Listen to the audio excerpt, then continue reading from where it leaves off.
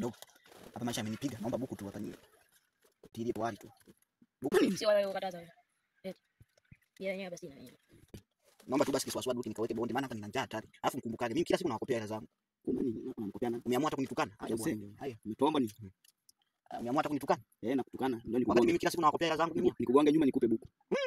Mafuta je? Kweli?